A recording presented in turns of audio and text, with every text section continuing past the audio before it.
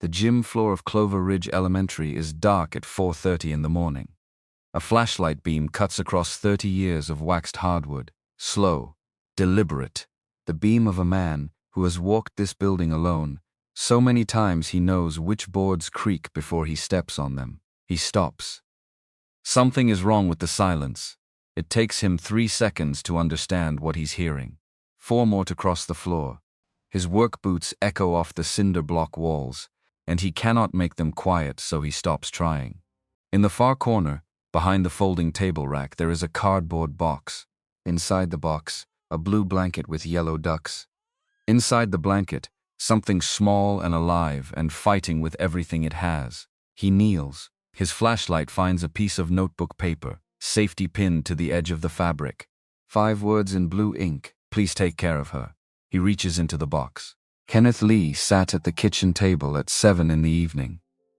Not because he wanted to sit there, because his feet carried him there out of habit. The way they had for more years than he could count. The kitchen table was where he ate breakfast at 4:30 in the morning before catching the bus. The kitchen table was where he paid bills on Fridays. The kitchen table was where 3 girls did homework for the better part of 2 decades, while he mopped the floor around them and pretended not to help with the math problems they read out loud to no one in particular. Now it was just him and a white envelope. The return address said Millhaven County School District. The corner stamp said Certified Mail. The words Civil Complaint were printed in a font designed to feel official and final, which it did, which was probably the point. Kenneth opened it. Read the first page, set it up again. Read it a second time, slower, the way you read something. When you're hoping the words might rearrange themselves into something less damaging if you give them enough time. They didn't. He set it back down and looked at his hands. 40 years of working with those hands. The callus at the base of his right index finger from gripping a mop handle 6 days a week through winters cold enough to freeze the pipes under the gymnasium floor. The scar running along the back of his left hand from the afternoon a wrench slipped in December when he was replacing corroded fittings behind the bleachers, and the metal opened his skin clean as a paper cut. Except it wasn't. Except it bled for 20 minutes into a rag he kept in his back pocket for emergencies. The permanent dark line under the nail of his left thumb that no amount of scrubbing with the industrial soap from the supply closet had ever managed to lift. Misappropriation of district resources. 47,000. His name in capital letters at the top of every page. Those hands had just been called the hands of a thief. Kenneth sat in the quiet kitchen and read the word misappropriation 4 more times, turning it over in his mind, the way you turn over a stone to see what's underneath. Not because you want to find something, but because you can't stop yourself. The kitchen smelled like the morning's coffee, which he hadn't finished, which he never finished because he brewed it at 4:30 and lost track of it somewhere around the 3rd repair request of the day. The fluorescent light above the sink made that low buzzing sound it had been making for 3 months. He had written replace ballast in his spiral notebook in January. He had not yet replaced it. He got up, got the notebook from the junk drawer, wrote replace kitchen ballast again, in case he'd forgotten, which he hadn't, but writing it made him feel like something was still under control. He put the notebook back and sat down. 3 chairs sat around the table and none of them matched. The oak chair with the ladder back he found at a garage sale on Birch Street. When Sandra was 2 years old and he needed a second chair, because his only other one was the wooden stool he used at his workbench in the garage. He paid $4 for it. The man selling it said the joints were a little loose. Kenneth tightened them that night with wood glue and a clamp made from a bicycle inner tube, and the chair had not moved since. The metal folding chair he brought home from the school after they replaced the cafeteria furniture 12 years ago. New chairs were being delivered on a Thursday, and the old ones were going to a dumpster, and Kenneth asked Principal Gary Young if he could take one, and Gary said sure, take 2, and Kenneth took one because he only needed one. The wooden stool Stephanie painted blue when she was 12, without asking permission, which he hadn't minded once he saw it. because the blue was a good blue, the color of sky on a cold, clear morning, and Stephanie had painted it carefully. 2 coats. Let it dry properly between them. Cleaned the brush when she was done. He didn't ask where she'd gotten the paint. He suspected it was from the can he kept in the garage for touch-ups. He chose not to investigate. 3 chairs. None of them purchased as a set. All of them at a table where someone had once needed to sit, and so he had found a chair. He looked at them for a while, then he picked up the phone and called Sandra. She answered on the second ring. She was the only one of the 3 who called him by his first name. Laura called him Dad. Stephanie called him Pop. Sandra had tried both when she was small and settled on Kenneth, which he privately loved, because his mother used to say his name exactly like that, with the same particular weight, as though the name itself contained an expectation. She trusted him to meet Kenneth. Not a question. She knew from his calling time, 7 in the evening on a Tuesday, that something was off. He never called on Tuesdays. He called Sundays after church, which he attended out of a habit 30 years old, and sometimes on Saturday afternoons if he'd finished his list and found himself sitting in a quiet house with nowhere to be. Evie, are you busy? He still called her Evie sometimes, a name she'd had as a child, a name that suited the small, serious girl who used to sit in his supply closet doing her homework with a flashlight because the overhead bulb had burned out and he'd been meaning to replace it, and she hadn't mentioned it was out for 2 days before he noticed. Going through case files. What's wrong? Nothing's wrong, Kenneth. He rubbed his forehead. The district sent some paperwork over. It's probably nothing. What kind of paperwork? He looked at the pile on the table, the white pages under the harsh kitchen light, his name over and over. They're saying I took some things from the school. Supplies. Equipment. They've got a list. The line went quiet. Not the quiet of bad reception. The quiet of a person deciding something very quickly and not making it obvious. How much are they claiming? He hesitated. There was no good way to say a number like that. 47,000. The silence this time was longer. When Sandra spoke, her voice had changed. The warmth was still there, underneath, the way heat stays in a stone after the sun has moved off it. But the surface was different, cooler, precise. Don't talk to anyone from the district. Don't sign anything. Don't answer calls from their office, Evie. It's just some paperwork. You've got interviews lined up. You passed the bar 2 months ago. Don't blow up your schedule over. I'm already packing. A pause, and then, don't touch the papers on the table. Don't move them around. Leave everything exactly where it is. And then the line clicked. She was gone. Kenneth set the phone on the table next to the white envelope and sat in the buzzing silence of his kitchen. The fluorescent light went on buzzing. He looked at the notebook, still sitting on the counter. He thought about getting it and writing call electrician to stop himself from thinking about anything else, but he left it where it was. He was not afraid of losing. He understood loss. He had lost his son Daniel to a fever that came on fast and moved faster. A child who at 3 years old had a gap between his front teeth and laughed with his entire body. A child Kenneth had been telling a story about a dog who could fly while the monitors beeped faster and faster, and then stopped. He had lost his wife to a morning when she put a bag in the back of her car and drove away without leaving a note, not out of cruelty, he had eventually concluded, but out of a private grief she couldn't translate into words and couldn't bear to explain. He had lost any possibility of a comfortable life the morning. He heard a sound in an empty gymnasium and walked toward it instead of away from it. He knew how to lose things. What he was afraid of was what this would do to the 3 women who were going to find out about it. That was the fear. That was the thing sitting in his chest at 7:13 on a Tuesday evening in his kitchen in Millhaven. The parking lot was empty at 4:30 in the morning, 24 years ago. A different morning, a different version of this life. Kenneth pulled his old Ford pickup into the lot and cut the engine and sat for a moment with his thermos and his list. He liked this part of the day more than any other part. The school was dark. The town was dark. It was just him and the building and the particular silence of a place that was meant to hold people but didn't yet. He let himself in through the side entrance with the key that had worn a groove in his right front pocket from 10 years of use. He walked the main hallway by the beam of his flashlight because he hadn't yet switched the overheads on. That was a ritual. The flashlight first, then the lights. A way of seeing the building the way it actually was before the day asked it to be something else. He checked the boiler first. Always the boiler in winter. Then the hallway near the second-grade classrooms where the floor tiles had been lifting, and a child had caught her shoe on one and gone down hard enough to scrape both palms, and he reported it twice, and the report had sat on a desk, and he'd finally fixed it himself with adhesive and a heat gun on a Saturday. Then the gymnasium. He pushed open the gym doors. Something was crying. He stood in the doorway. His flashlight beam went through the dark and found the far wall, the scoreboard, the folded-up bleachers.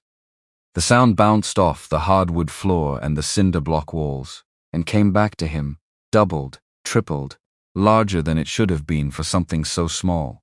He moved slowly. His work boots echoed in the empty gym, and he couldn't make them quiet, so he stopped trying.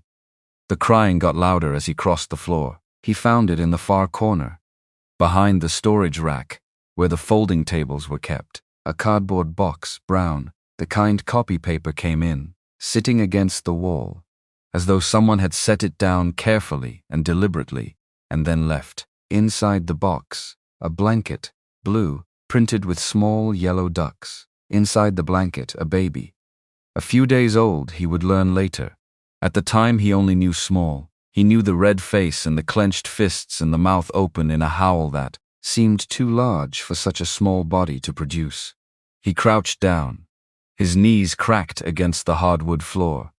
He moved the flashlight and found a piece of lined paper, torn from a spiral notebook, safety pinned to the edge of the blanket. 5 words in blue ink, handwritten, in the careful printing of someone who had thought about what they needed to say and could not say more than this. Please take care of her. No name, no explanation, no apology. A statement of need addressed to whoever would find it, written in the belief that someone would. Kenneth looked at the baby. She couldn't see him yet, not properly, not the way older children could. Her eyes were squeezed shut against the effort of crying. Her fists were tight against her chest. She was working very hard at the only communication available to her, and it was working. It had worked. Here he was. His hands were shaking. He hadn't held a baby since Daniel. The last time was in a hospital room where the overhead lights were too bright, and a nurse had said something gentle that he hadn't been able to hear properly over the sound of the monitors. He had been telling Daniel about a dog who could fly. He had been using his good voice, the story voice, trying to keep his son's eyes focused on his face. He hadn't known yet that the monitors would stop. He found out while he was mid-sentence. That was 11 years before this cold gymnasium and this cardboard box and these 5 words. He reached into the box. She weighed almost nothing. The back of her fit in his palm. Her head fit in the crook of his elbow. He held her against his chest, and she kept crying. But she turned her face into the fabric of his jacket, and her fists opened just slightly. Just enough, as though the warmth and the heartbeat were information she was processing. "Hey," he said. His voice came out rough from the early hour and from something else he didn't have a name for. "Hey now, it's all right." She didn't stop crying. He hadn't expected her to, but she turned her face further into his jacket and made a sound that was slightly different from crying, closer to the sound of a person who has decided to wait and see. He took that as something. He wasn't sure what, but he took it. "My name is Kenneth. I'm the custodian here. I fix things. That's what I do." He was walking now, pacing slowly toward the door, bouncing her slightly, the way something in his arms seemed to know to do without being instructed. "So let's get you sorted out." He carried her to the front office. He called the police. They came in 11 minutes. The ambulance came 6 minutes after that. A woman from social services arrived at 7 in the morning, by which time Kenneth had moved to the supply closet because it was the warmest room in the building, and he had unwrapped his Carhartt jacket from over his uniform shirt and rewrapped it around the baby, and the baby had stopped crying 20 minutes ago and was sleeping against his chest. The paramedics checked her over. Healthy, cold, hungry, malnourished by a few days, but healthy. No sign of injury. Someone had wrapped her carefully. Someone had tried. "We'll have a placement by Thursday," the social worker said. Her name was Carol, and she had the eyes of someone who had been doing this work for long enough that she felt things, through a professional distance that protected her without erasing her. She looked at Kenneth, a man in his early 50s in a work jacket, holding a newborn in a school supply closet at 7 in the morning. She looked at him for a long time. "We have emergency foster families. Where does she go tonight?" "One of those families." "I have a room," Kenneth said. Came out before he'd decided to say it. But he didn't take it back. "It was my son's. He passed a while ago. I have the room and the crib is still in there. I haven't opened the door in a long time, but I can open it." Carol looked at him. She looked at the baby. "Thursday," she said. "We'll have placement by Thursday." Thursday came and went. The placement fell through. Kenneth had the baby in the crib with the wooden star mobile he'd carved by hand the year Daniel was born. The mobile that had been spinning above an empty mattress for 11 years, and now it was spinning again. The few days turned into a week. The week turned into 2. The social worker called with updates that were not updates. Emergency placements were full. Foster families had waiting lists. Was Kenneth managing? Did he need supplies? He needed everything. He did not say so. He went to the dollar store on his lunch break and bought diapers and bottles and burp cloths and a plastic tub for bathing her. The school principal, Gary Young, a man who wore the same 3 ties on rotation and had known Kenneth since he started at Clover Ridge, said Kenneth could bring the baby to work. He didn't put it in writing. He just walked past the supply closet one morning, looked in at the car seat Kenneth had found at a thrift store for $6, looked at the baby sleeping in it, and said use the back office. If the school board comes through. Then he walked on. The second-grade teacher brought a bag of her youngest daughter's old clothes. The music teacher left formula on the supply closet counter without explanation. The lunch cook started making an extra plate and sliding it through the pass-through, with a look that said, "This is not a conversation we're having," and Kenneth would eat it standing over the counter because sitting down felt like something he didn't have time for until the end of the day. Nobody asked him what his plan was. Nobody told him he was in over his head. They watched a man who had been moving through his days for 11 years, with something missing behind his eyes, and now whatever had been missing was back. And that was all anyone needed to understand about the situation. He named her Sandra, his mother's name, a woman who had spent 40 years cooking in the cafeteria of a public school in eastern Ohio and raised 4 children on a salary that would not stretch no matter how she tried to stretch it, and never once suggested to any of her children that this was a burden they were responsible for. When Kenneth was 10 years old and being teased by 2 boys in his class for wearing the same pair of shoes every day for 3 months, his mother sat him down at the kitchen table after dinner and said, "You are enough, Kenneth. Don't let anyone tell you different." He had been 34 years old, crouching on a gymnasium floor in the dark, when he first felt the full weight of what she'd meant. If this baby was going to carry anyone's name, it was going to be hers. 4 months in, Carol called with a different tone. "Mr. Lee, we still don't have a placement. No family members have come forward. No one has made an inquiry. At this point, the likelihood of a biological family reunion is very low." A pause. "I want to be honest with you about that. What happens to her now?" "She goes into the foster system." He was quiet. He looked at Sandra, who was lying on her back on the floor of the supply closet on the blanket from the cardboard box, studying the ceiling with the enormous seriousness of a 4-month-old. "What? If I keep her, you'd have to petition for custody. There would be a hearing, a background check, home visits. How do I start?"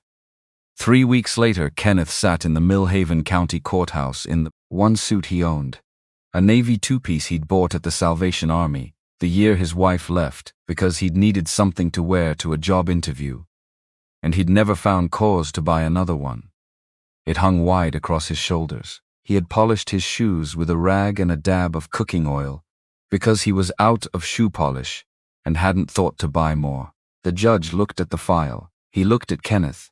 "Mr. Lee, you're asking this court to grant you permanent custody of an infant." "Yes, sir." "You work as a custodian." "Yes, sir." "And you're proposing to raise this child alone." "Yes, sir." The judge looked at him over his reading glasses, with the expression of a man trying to determine whether the person in front of him understood what he was getting into. "Have you considered the financial requirements? Medical costs, schooling, the basic necessities of raising a child from infancy through adulthood?" Kenneth sat up straight. The suit didn't fit. He filled it anyway with everything he had. "Your Honor, I know what I am. I mop floors and fix pipes. I don't make a lot of money. But that baby was left on my floor, in my building, at 4:30 in the morning. And I was the one who found her. I've been feeding her and changing her and sitting up with her every night for 4 months. Nobody else came forward. Not a single person." He stopped for a moment. "She needed someone. I was there." Carol took the stand. "In 4 months," she said, "there had been no inquiries about the child, no family contact, no leads. Kenneth Lee had been the child's sole caregiver since the night she was found.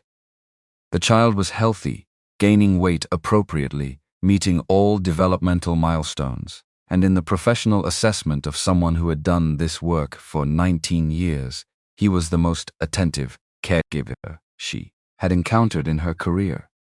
The judge granted temporary custody that afternoon. Full custody came 6 months later, after 3 home visits and a background check that came back clean, because Kenneth Lee had not, in 54 years, broken a law. He walked out of the courthouse with Sandra in one arm and a folder of legal documents in the other. A woman from the clerk's office held the door.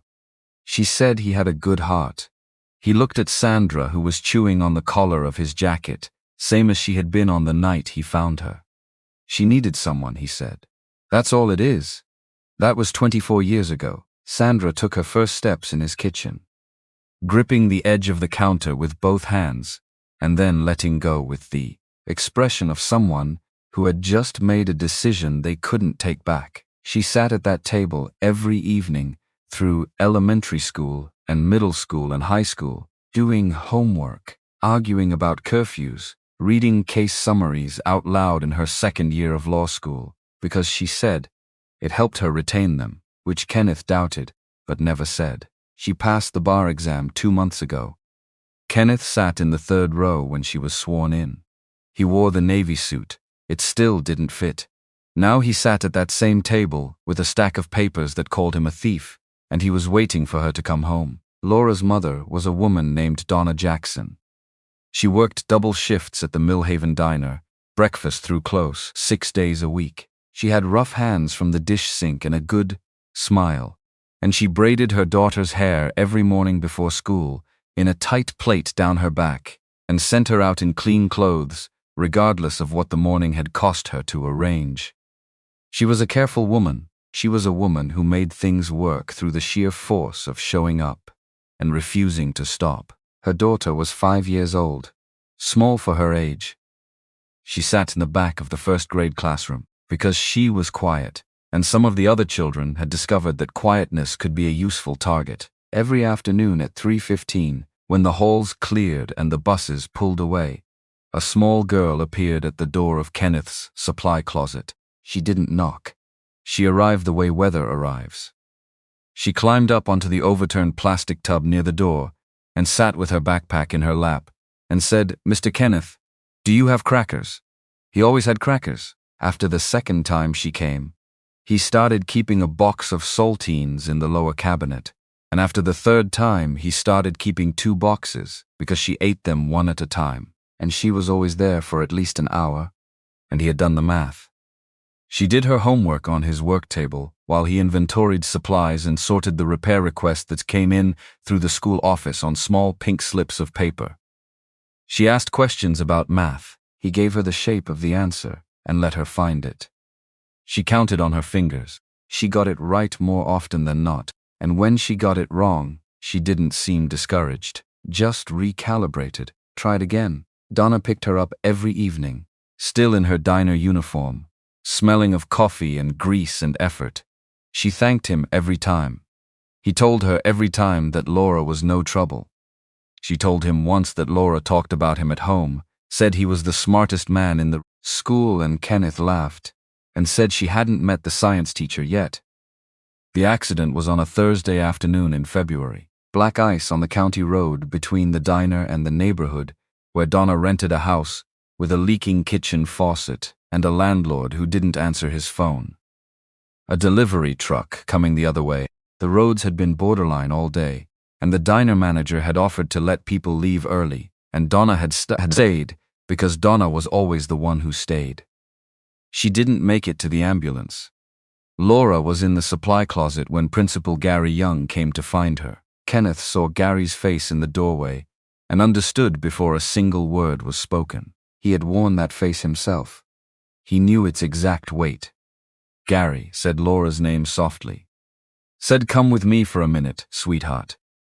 Laura looked at Kenneth the way children look at the person they have decided to trust, asking without asking whether this was safe to do. Kenneth nodded. "Go ahead," he said. "I'll be right here." He stood outside the principal's office for 20 minutes and listened to a child learn that the person who had organized her entire world was gone. The sound she made was quiet. It was the sound of a grief that didn't have words yet, that was still trying to find its shape. When Gary came out, he told Kenneth that social services was on the way, and he'd called everyone on the emergency contact list, and no one was answering. Kenneth went in. Laura was sitting in the big chair behind the principal's desk, her feet not touching the floor, her homework still in her lap. Her face was wet. She had gone silent in the way of someone who has used up the first wave of tears and is waiting to understand what comes next. He pulled a chair close and sat beside her. "Mr. Kenneth." Her voice was very small. "Yeah, Laura, my mom died. I know, sweetheart. What's going to happen to me?"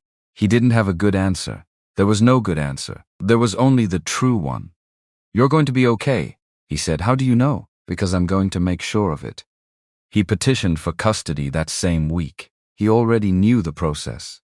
He filled out every form, answered every question, submitted to every home visit with the patience of a man who understood that the paperwork existed for good reasons, and that his understanding of those reasons did not exempt him from them. The caseworker was a young man who pointed out that Kenneth already had one child in his care and his income had not changed. Kenneth said he knew. He said Laura had been coming to his supply closet every afternoon for months, eating crackers, doing her homework, falling asleep on the plastic tub sometimes, and he'd carried her to the front office to wait for her mother twice. He said her mother was gone, and nobody had come.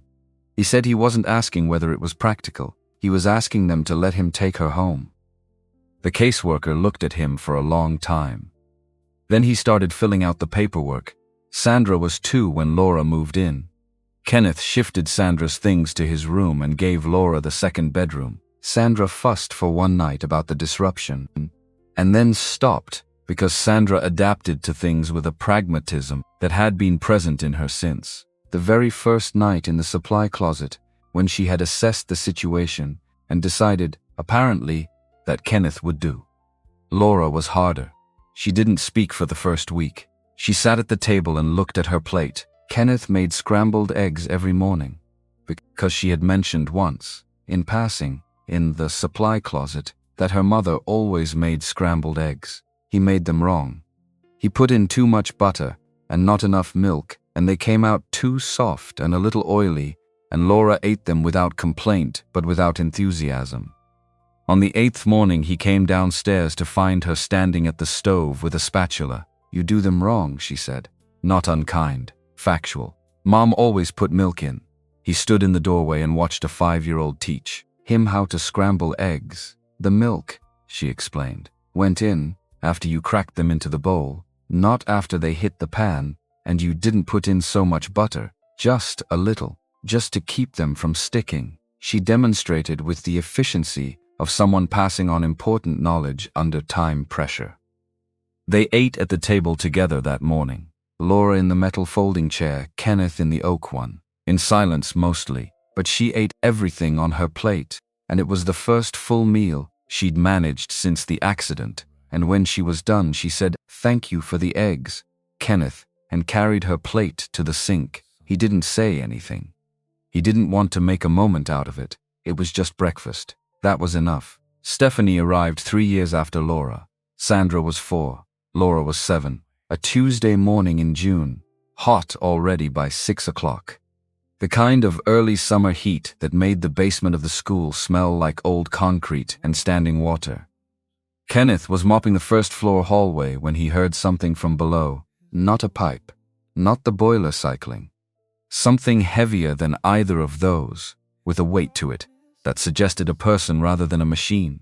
He opened the basement door and went down with his flashlight, behind the old boiler, in the gap between the furnace and the exterior wall, where the broken desks and the outdated textbooks and the other things the school didn't know what to do with were stacked. A girl was curled on the concrete floor. She was wearing long sleeves in June, in a basement where the temperature was already close to 80 degrees. She was 8 years old. He would not learn her name for another hour. What he learned first was the look in her eyes when his flashlight found her. Not fear, past fear. The look of someone who had been afraid so many times and for so long that they had moved through it into something quieter and more durable. A kind of waiting, not for rescue, just waiting to see what this would be. "Hey," he said. He kept his voice the way he kept his hands when he was working near a thing that might break. Careful, steady, not slow, just deliberate. "My name is Kenneth. I'm the custodian. Are you hurt?" She shook her head, a minimal movement. "Are you hungry?" She didn't answer, but her eyes moved to the thermos in his hand. "I've got coffee in this, probably not your thing, but let me go upstairs and get you something." He straightened up. "I'll be right back, I promise." She looked at him. The looks said she had heard promises before and had learned to discount them. He understood the look. He nodded at her once and went back up the stairs. He heated soup on the hot plate in the supply closet, the same one he used to warm Sandra's bottles in the early months. He got a blanket from the lost and found box. He went back down. She was still there. She had not moved an inch. He set the soup beside her. He draped the blanket over her shoulders. Then he sat down on the concrete floor, several feet away, and did not ask her anything. He did not move toward her. He sat, and he waited, the same way he waited for pipes to show him where the leak was, for floors to show him where the tile was lifting, for the building to tell him what it needed, if he was patient enough to listen. She picked up the soup after a while, drank it slowly, watching him over the edge of the can. "You don't have to tell me your name," he said. "You don't have to tell me anything." She drank the rest of the soup, set the can down, drew the blanket tighter. Then she closed her eyes. He called the police from the basement. They came and identified her as a child in a foster placement 2 miles from the school, a placement she had left 3 days earlier. When the officers asked to see her arms, Kenneth walked away to give her the privacy of that moment. He stood near the furnace with his back turned. When the officer came around the furnace to speak to him, the man's face had the look Gary Young's face had had the afternoon he came to tell Laura about her mother. Kenneth said nothing. He didn't need to. The foster family was arrested that afternoon.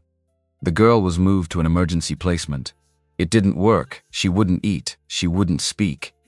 She kept asking the caseworker about the janitor at the school. 3 days later, the caseworker called Kenneth.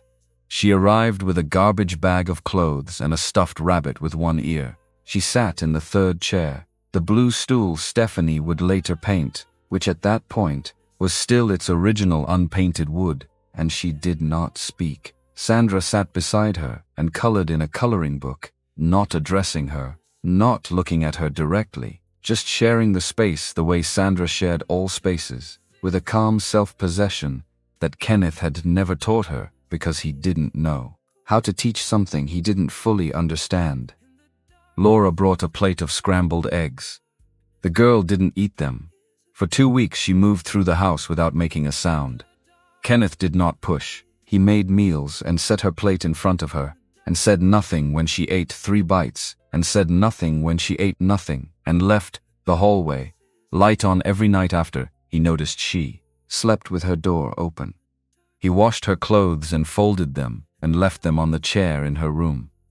He did not ask about her arms. He did not ask about where she'd come from, or what had happened, or what she needed. He just did the next thing, and the next, and let the steadiness of one day following another be its own form of information. 3 weeks in, he was making coffee at 6 in the morning and heard the floor creak behind him. She was standing in the doorway in pajamas that were too big, holding the stuffed rabbit by the ear he had left.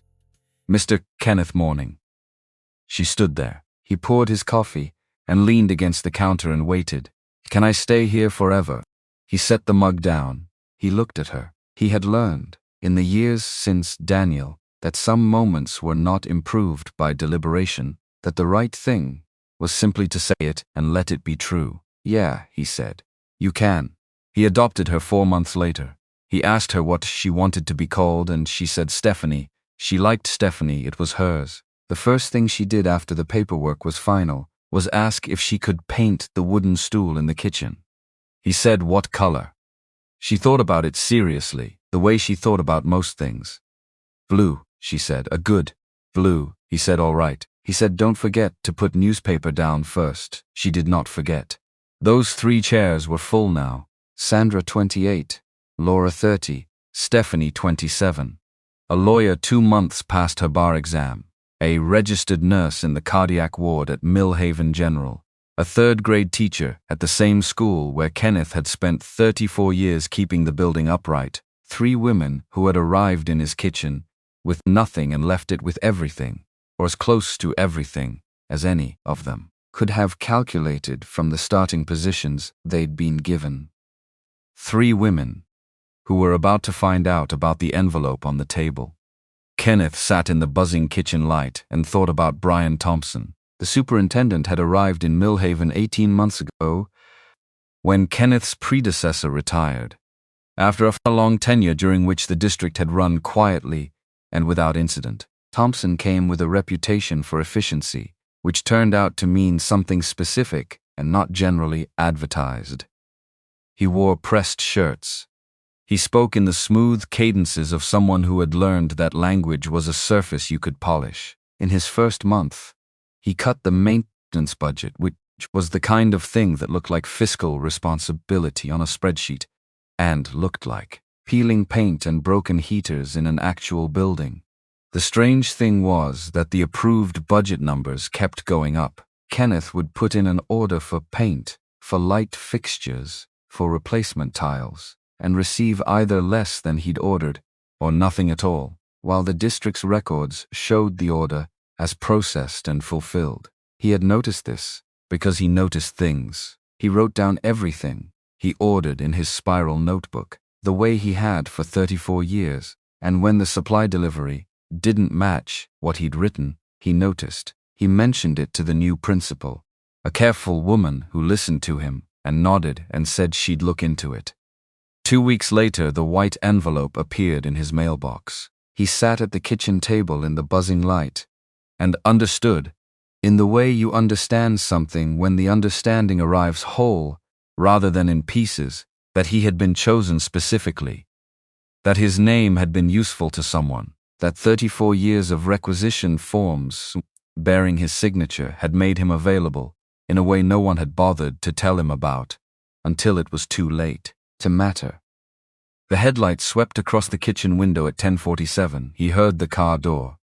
The footsteps on the porch steps, quick and purposeful. He got up and opened the front door before she could knock. Sandra stood on the step, with a rolling suitcase and a leather bag over her shoulder. She was wearing a gray suit, the one she'd bought for interviews, and her dark hair was pulled back, and she had the look she got when she had already assessed a situation and moved past the part where feelings were the primary information. "You didn't have to come," he said. She walked past him into the kitchen, stopped when she saw the table, all of it spread out, the complaint, the itemized list, the purchase orders, with his name at the bottom, the pages and pages of numbers that added up to a story about him that was not true. She set her bag down.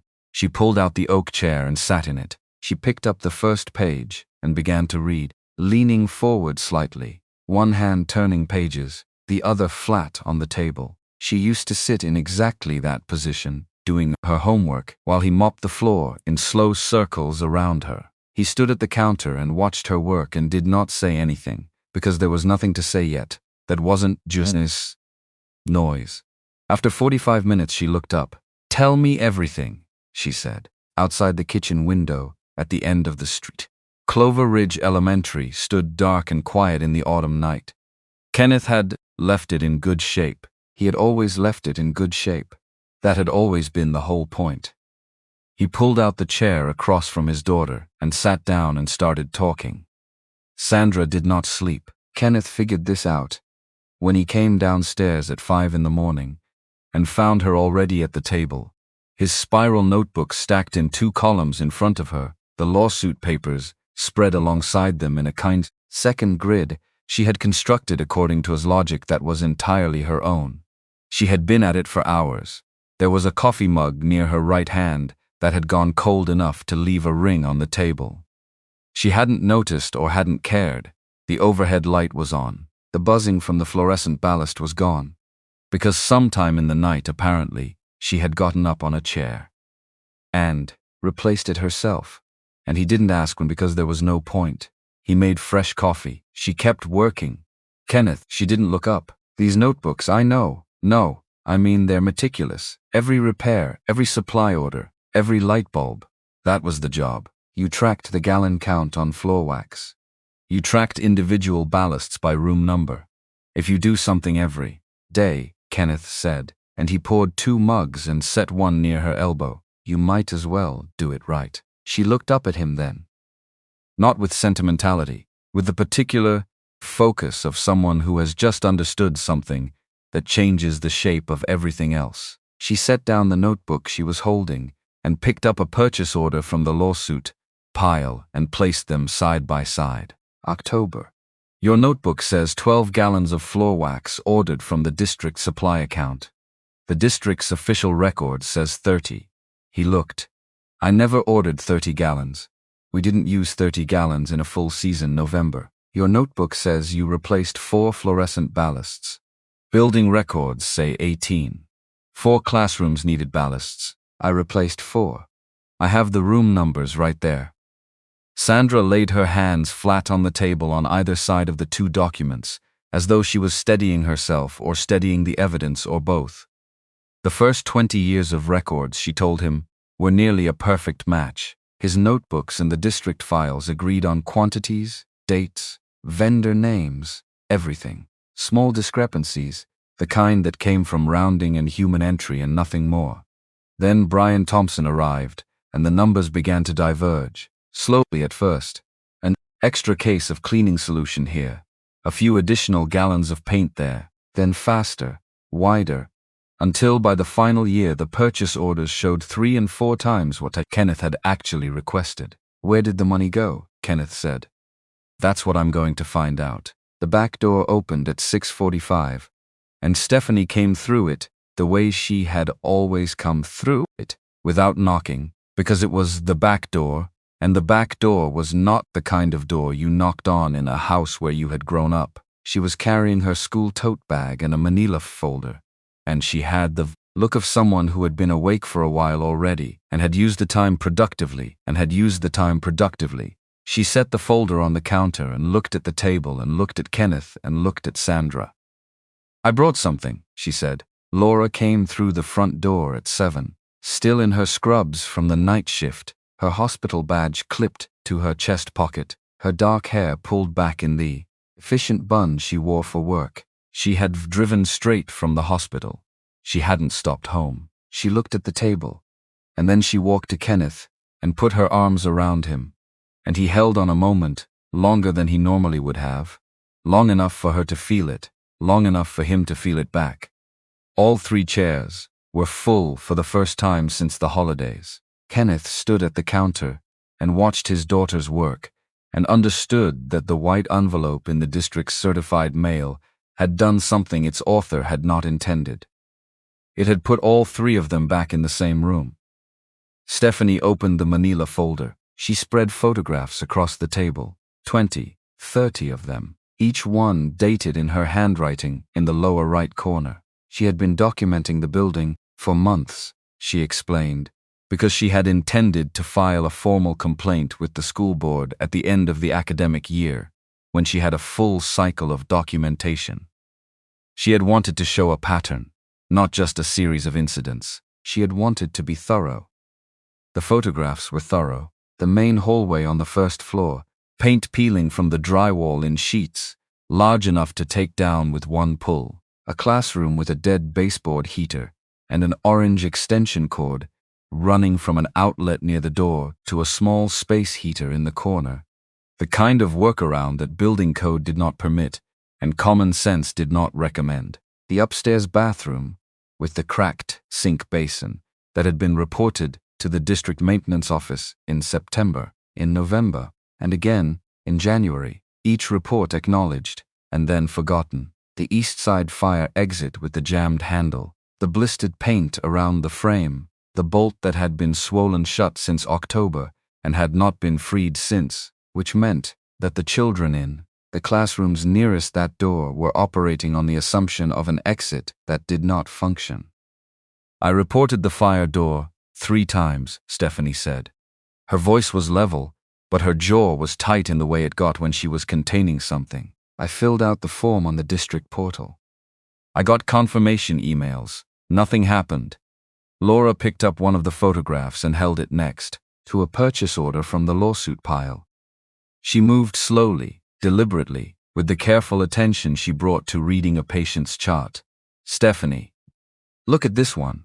The purchase order was from the previous March. It authorized payment to Meridian Supply for interior wall paint primer and application labor for the entire first-floor hallway. The amount was substantial. The vendor was listed as having completed the work. The photograph from the previous April showed the first-floor hallway with paint curling off the drywall in strips. The money was approved, Laura said. The vendor was paid. The work was never done. Sandra was already on her laptop.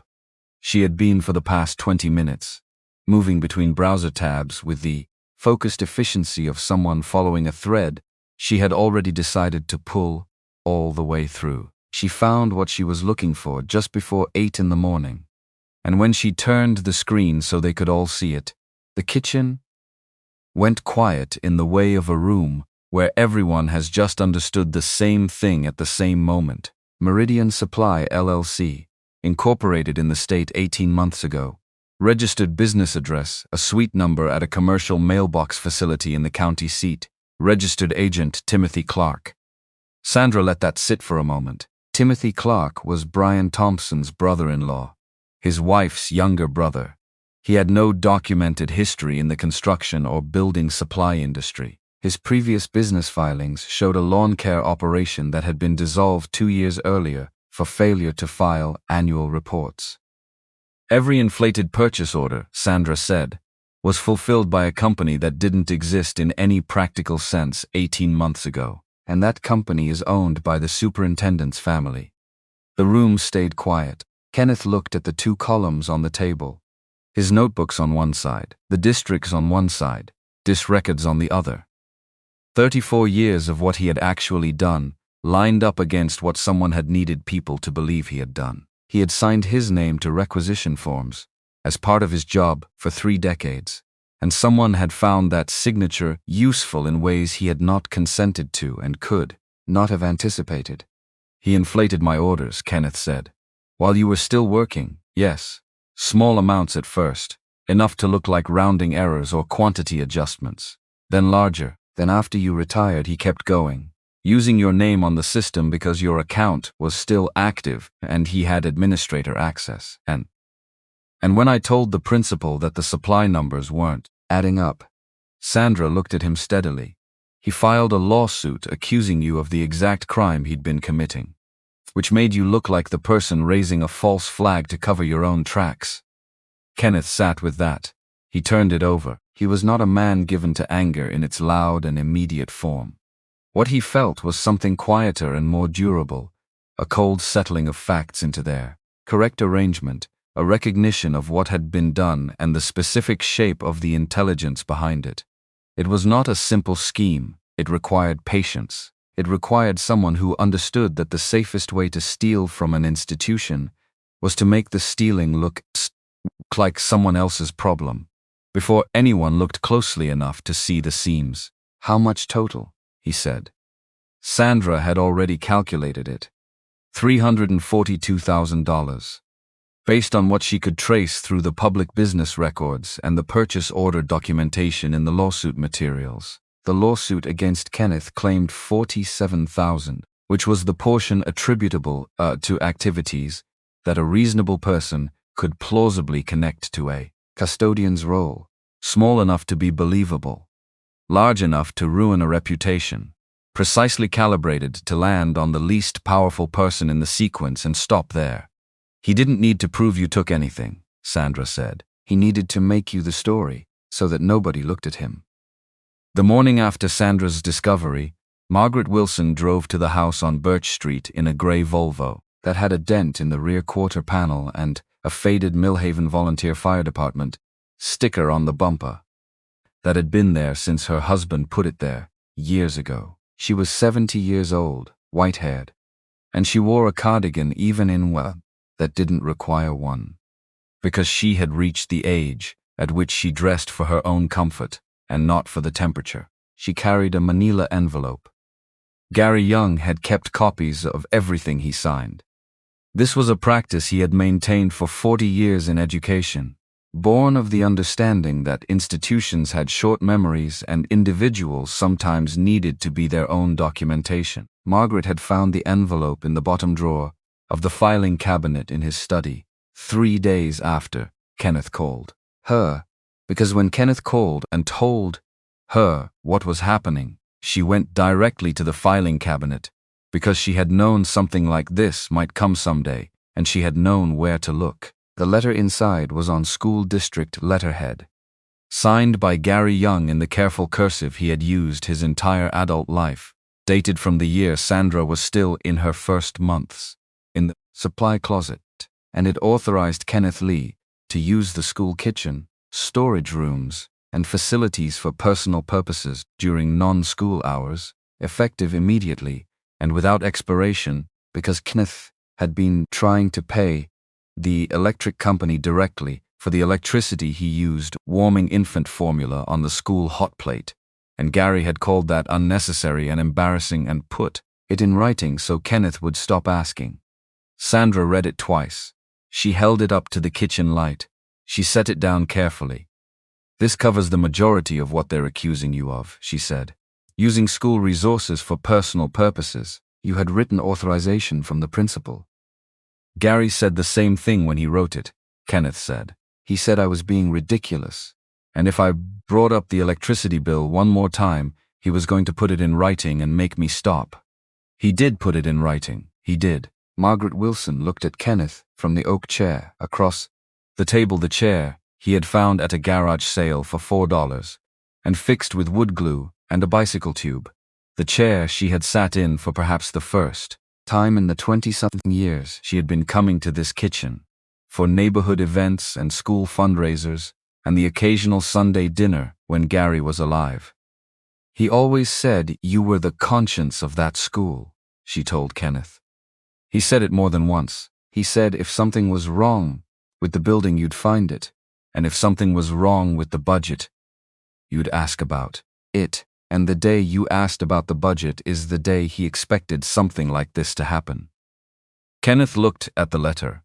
He looked at his notebooks. He looked at the 2 columns of evidence that were starting to look less like evidence against him and more like evidence of something else entirely. He knew, Kenneth said. He suspected, Margaret said. He didn't know how far it went. He passed before he could find out. She folded her hands in her lap. But he kept everything. He always kept everything. The settlement offer arrived on a Tuesday, 2 days before the trial. It came through the district's legal office, delivered to Sandra's temporary address at the house on Birch Street via certified mail, which was a deliberate choice, the kind of move that said we know where you are and we want you to feel the weight of that. The offer was precise. $5,000, payable within 30 days of signing. In exchange, Kenneth Lee would sign a statement acknowledging unauthorized use of district property and resources. The district would withdraw the civil complaint in its entirety. No admission of the larger accusations, no formal judgment, no public record beyond the statement itself. $5,000. His name next to the word unauthorized. A document that anyone who searched his name in a county database would find, and which said, in the language of official acknowledgement, that he had taken something that wasn't his. Kenneth stood in the kitchen with the offer in his hand and read it 3 times. Then he put it on the table and picked up his mop, which was standing in the corner near the door. Because he had been meaning to take it back to the garage and hadn't gotten around to it, he started mopping the kitchen floor. The floor was clean. He mopped it anyway. It was what his hands knew how to do when his head was working hand through something that didn't have a clean resolution bus. Sandra watched him from the table where she'd been reading the offer. She watched him mop the clean floor in the pattern he had used his whole working life, left to right in overlapping arcs. The same motion, the same pace, the same unhurried deliberateness. She did not say anything for a long time. Then she said, "When I was a 3rd year at law school, I wanted to quit." He kept mopping. "Not just wanted to. I called you from a parking garage at 11 at night and told you I was done. I had the withdrawal forms open on my laptop. I was going to go home to Millhaven and figure out something else." He remembered the call. He remembered the parking garage because she had mentioned it. The particular echo of her voice. The particular echo of her voice, the way she had sounded like a person at the edge of something they were genuinely prepared to step off. He had sat at this kitchen table and listened to her lay out every reason it made sense to stop. And she had been right about most of them. The debt was real. The exhaustion was real. The feeling of not belonging in rooms designed for people whose parents had been there before them was real. And he knew it was real because he had felt it himself in the courthouse the day he sat in the ill-fitting suit and asked a judge to let him keep a baby he had found in a cardboard box. He had not told her it would be fine. He had not told her the hard thing would get easier if she just pushed through. He had told her the truth, which was simpler and more durable than either of those things. "You finish what you start," he said, still mopping, not looking up. "The easy road and the right road aren't the same road. That's what you said." "I meant it. I know you did it." Sandra's hands were flat on the table, not moving. "All 3 of us. Every time any of us has been at a point where stopping was the easier thing, that's the thing you've said. In different words sometimes, but always that." He stopped mopping. He stood with the mop handle in his hands and looked at the clean floor and the table with the settlement offer on it, and his daughter sitting in the chair her mother never sat in a kitchen that had held more of his life than any other room he had ever occupied. "It comes with a statement," he said. "I know. My name next to unauthorized. I know what it comes with. $5,000 and they walk away, and I sign something that says I did something I didn't do." Sandra looked at him steadily. Her voice was quiet and very clear. "You taught us that the easy road and the right road are not the same road. Don't let this be the time you take the other one." He looked at the offer for a long moment. He thought about what it would mean to sign it. He thought about what it would mean to his daughters. Not in the immediate sense, but in the long one, the sense that ran 30 years forward into futures he would not be present for, where they would carry whatever he did here as information about what a person did when the accounting became difficult. He thought about Gary Young, keeping copies of 40 years of documents in a filing cabinet because he believed that honest records were their own form of protection. He thought about 34 spiral notebooks stacked on a kitchen table. "Turn it down," he said. That night, Kenneth stood at the kitchen sink rinsing the dinner dishes. The water was warm. The kitchen was quiet the way it got when everyone had gone to their rooms, but no one had actually gone to sleep. He could hear Stephanie moving around upstairs. The particular creak of the floor above the kitchen that he had been meaning to fix for 15 years. He could hear the low murmur of Laura on the phone in the guest room. probably with the hospital, probably covering something for a colleague who had called in. He rinsed the last mug and set it in the rack, and the pressure came. Not sharp, not sudden, nothing that announced itself as an emergency. A slow bloom of weight across his chest, center left, settling against his sternum like something, being pressed from the inside out. He put both hands on the edge of the sink, held himself steady, counted. 7 seconds, 10, 15. It released, not dramatically, the way a muscle releases, after you stop asking it to hold something too heavy. A gradual easing that left a ghost of itself behind. He exhaled. He turned the water back on and rinsed the drain. How long? Laura was in the doorway. She was not in her scrubs anymore. She had changed into the worn gray sweatshirt she kept in the guest room closet, the one with the Millhaven General logo that had mostly faded from washing. She was not holding her phone. She was watching him, with the particular quality of attention she brought to her work. The attention that did not panic and did not look away and did not require you to perform being all right when you weren't. He did not ask how she knew. She was a cardiac ward nurse. She had probably been watching him since dinner. Few months, he said. She didn't move from the doorway. How many episodes? 4, maybe 5. Duration? 10, 15 seconds. Pressure? Not sharp, shortness of breath sometimes. Once some dizziness. Laura looked at the ceiling for a moment, in the way she did when she was organizing information and not wanting the person in front of her to see her organizing it. Then she looked back at him. "You're going to a doctor tomorrow." Laura. "Tomorrow, Kenneth." Not a question, not a negotiation. After the courthouse. "First appointment I can get you." He leaned against the counter. He looked at her. She was 30 years old, standing in a doorway in a faded sweatshirt, and she had the same eyes she'd had at 5 years old on an upturned plastic tub, eating saltines one at a time, the same quality of attention, the same refusal to be moved by the thing you said when you didn't mean it. "I didn't want you girls to worry," he said. "You had enough going on." She came into the kitchen then. She walked to where he was standing and stopped in front of him, close. The way you stood when you needed someone to actually hear what you were saying and not just receive the sound of it. "Our lives started because you worried about us," she said. "Every single one of us is standing here because you worried enough to do something about it. You worried about a baby in a cardboard box. You worried about a 5-year-old eating crackers on a plastic tub because her mother was still at work. You worried about a girl hiding in a basement who had stopped expecting anything good." She held his gaze and did not let it go. "You don't get to tell us not to worry about you." He looked at her for a long time. "Tomorrow," he said, "after the courthouse." The morning of the trial, Kenneth was up at 4:30.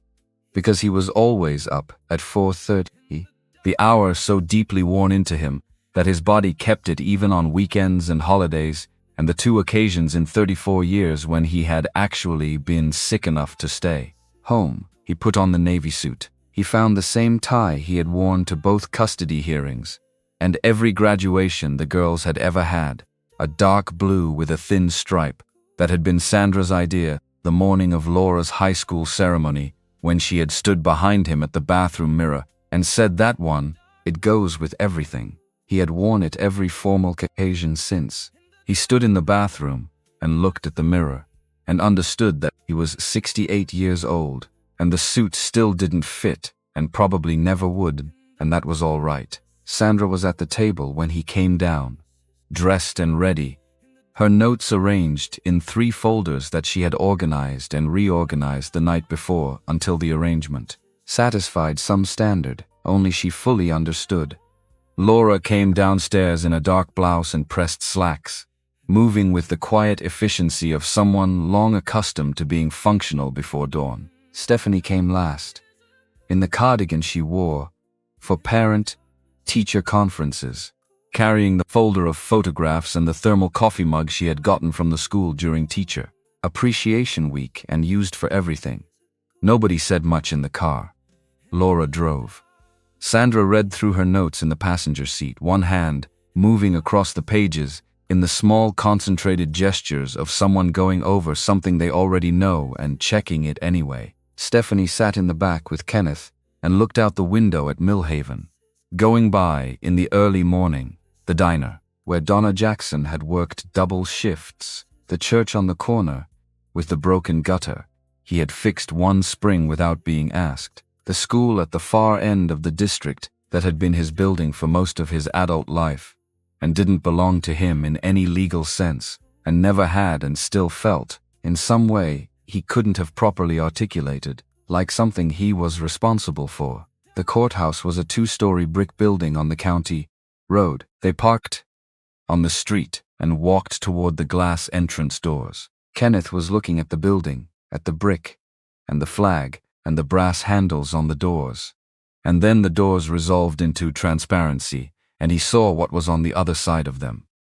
The hallway was full, not crowded in the way of a busy municipal building, the ordinary traffic of people with forms to file and fees to pay, and appointments to keep, full in the way of people who had come specifically, who had arrived with purpose, who were standing along both walls and filling the wooden benches, and occupying every available piece of floor space between the entrance and the courtroom doors. He recognized faces.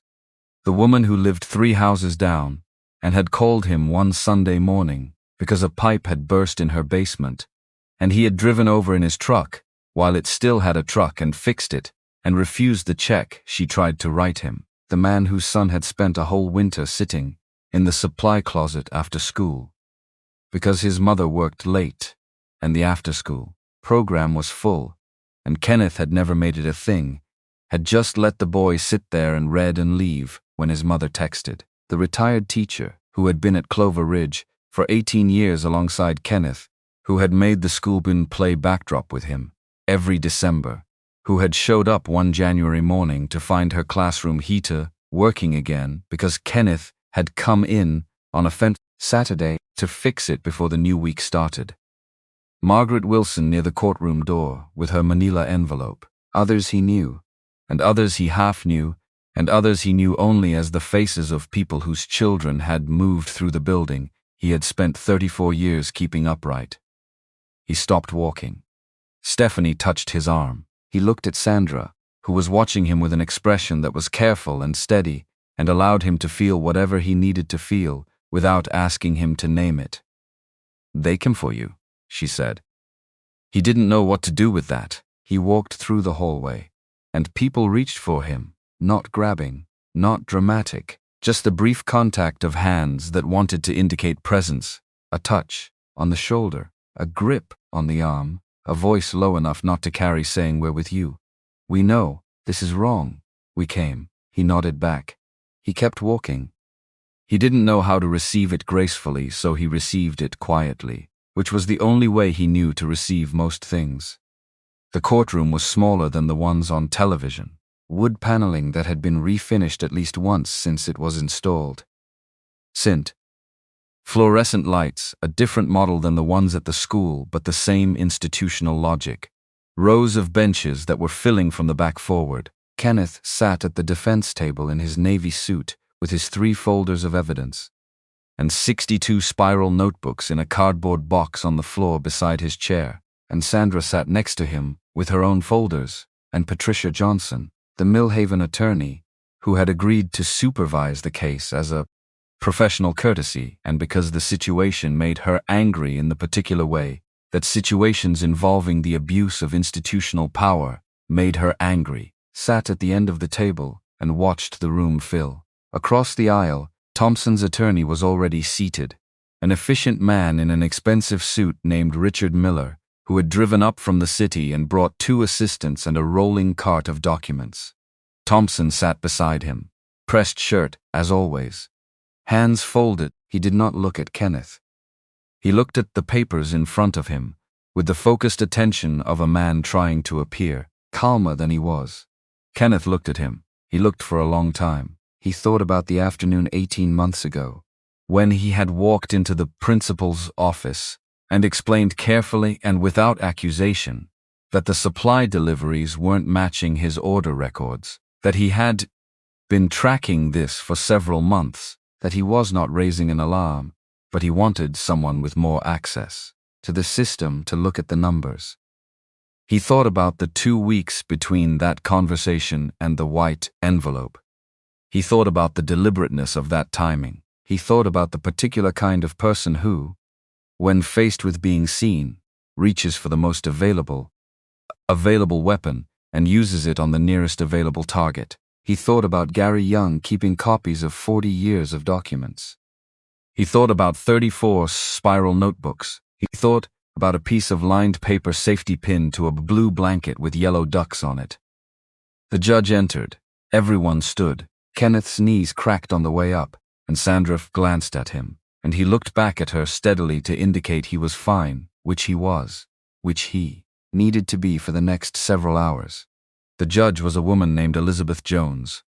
Late 50s, gray at the temples, reading glasses hanging on a chain she had not yet put on. She settled into her chair and opened the case file, and looked at both tables, and looked at both tables with the expression of someone who had heard many things in this room and would hear more before the morning was out. This is the civil complaint filed by the Millhaven County School District against Kenneth Lee, alleging misappropriation of district resources. Counsel, are both parties prepared? Richard Miller said they were. Sandra stood and said they were. Her voice was the same voice she had used at 5 years old, asking Kenneth questions about arithmetic, while he sorted supply orders, clear and precise and without unnecessary decoration. Patricia Johnson sat at the end of the table and watched her and said nothing and did not need to. Kenneth watched Sandra stand in the courtroom and speak, and he thought about a cardboard box in the corner of a gymnasium, and about the 5 words on the piece of paper, and about the weight of a baby in his palm on a cold morning 24 years ago. Miller went first. He was a competent attorney and a professional, which meant he told a coherent story using the available materials, and the available materials, taken in isolation, told a story that could have been believed. 2 decades of purchase orders bearing Kenneth Lee's name. Quantities that exceeded the building's documented needs. Materials ordered and paid for that did not appear in the building's inventory records. A pattern, he said, of a trusted employee who had leveraged access over a long period of time for personal benefit. He did not mention Meridian Supply. He did not mention Timothy Clark. He did not mention the dates, the purchase orders, filed after Kenneth's retirement. He spoke for 48 minutes and sat down. Sandra stood up. She had been sitting with her notes on the table in front of her through the entirety of Miller's presentation. She had not written anything on her legal pad. She had listened with the still attention of someone storing information, rather than reacting to it. When she stood, she did not pick up the notes. She left them where they were. Your Honor, she said, I'm going to begin with a simple factual question, and I'd ask that counsel for the plaintiff note that I intend to return to it. She looked at the district's accountant, whom Miller had called as his first witness, and who was still in the witness box. You've reviewed all of the purchase orders submitted as evidence in this complaint. The accountant confirmed that she had. Can you tell the court the dates of the most recent 6 purchase orders on that list? The accountant read them, 3 from the spring of the previous year, 2 from the fall before that, 1 from the prior January. Thank you. And the date of Mr. Lee's retirement from the school district. A pause. Then the date, read from the file. So the most recent 6 purchase orders submitted as evidence of Mr. Lee's alleged misappropriation were filed after the date of his retirement. The accountant looked at the documents. They bear his name and his recorded signature. Yes, that wasn't my question. Were they filed after the date of his retirement from district employment? A longer pause. Yes. So we are being asked, Sandra said, and her voice had not changed in pitch or pace or temperature, to accept as evidence of this man's wrongdoing a series of documents filed under his name through a system he was no longer employed to access, bearing a signature he did not apply. She let that sit. I'd like to move to the evidence we're submitting. She spent the next hour and 10 minutes dismantling the case with the methodical care of someone. The methodical care of someone who had been building this counter-argument for 72 hours, without sleeping enough, and was not going to rush it now that she was here. The spiral notebooks. all 62 of them, entered into evidence as Exhibit A through Exhibit A62, each one dated and intact, each one showing Kenneth's actual orders against the district's inflated records.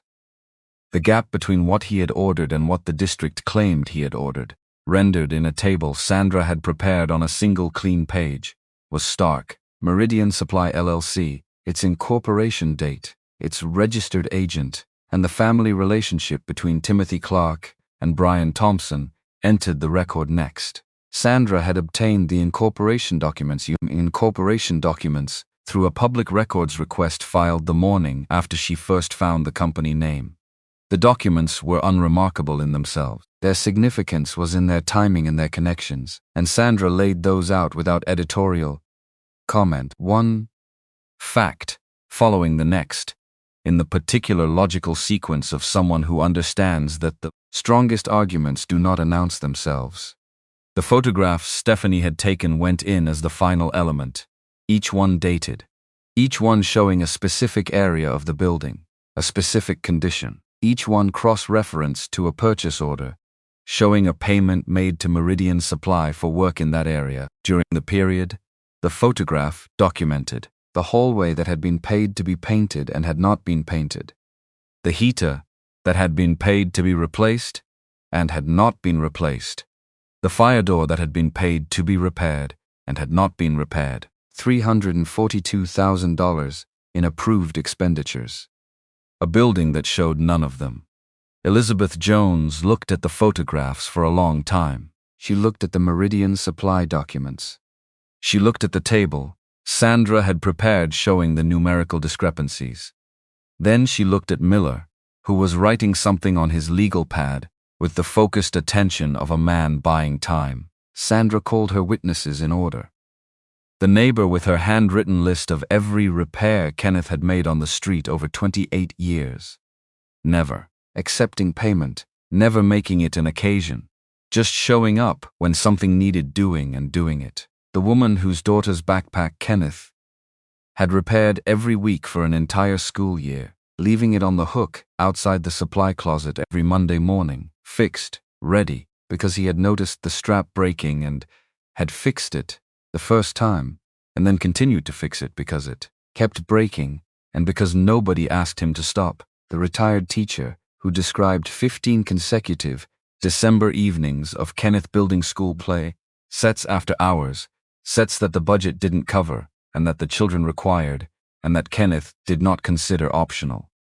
Laura took the stand. She described saltines and arithmetic and a 5-year-old's explanation of the correct way to scramble eggs. And she described standing in a principal's office at 5 years old learning that her mother was gone. And she described what it was to have someone say you're going to be okay and to mean it and to prove it every day after that for 25 years. Stephanie took the stand. She described a basement floor and a flashlight and a can of soup and a man who sat several feet away and asked nothing and waited for as long as she needed him to wait. And she described asking one morning if she could stay forever and hearing a yes that sounded like something that had already been decided, like something the question was only catching up to. Miller objected to the testimony as irrelevant to the financial complaint. Elizabeth Jones overruled him and did not explain why, which in Kenneth's experience was what judges did when they had decided something and considered the reasoning obvious. Then the judge looked at Kenneth. "Mr. Lee, would you like to address the court?" He stood up. He went to the front. He stood at the railing because the witness box felt too contained for what he needed to say, and nobody told him to move. And so he stood where he was. He looked at the courtroom, the faces on the benches, the 3 chairs in the front row where his daughters were sitting, none of those chairs matching each other, which struck him only in that moment as something worth noticing. He looked at Thompson, who was looking at his papers. He looked at Elizabeth Jones, who was looking at him. "Your Honor," he said, "I'm not a lawyer. I'm a custodian. I mopped floors and fixed pipes and changed light bulbs for 34 years, and I was proud to do it. I didn't take anything from that school. Everything I ordered went into that building. I kept records because I believe that if you do a job right, you should be able to prove it." He stopped. He looked at the front row. "People ask me, over the years, why I took on children I couldn't afford. They were right about the numbers. I didn't have the money. I didn't have the space. I didn't have a plan." He gripped the railing. "But you don't raise children by having enough. You raise them by showing up. I showed up every day for those girls. I showed up every day for that school." That's what I have to say. The pressure arrived as he finished the last sentence. The same pressure, the same location, the same slow weight against his sternum. He held the railing. His vision went slightly wrong at the edges, the courtroom gaining a faint shimmer at the periphery.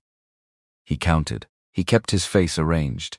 He let go of the railing and straightened up and looked at the judge. That's all he said. He walked back to the table.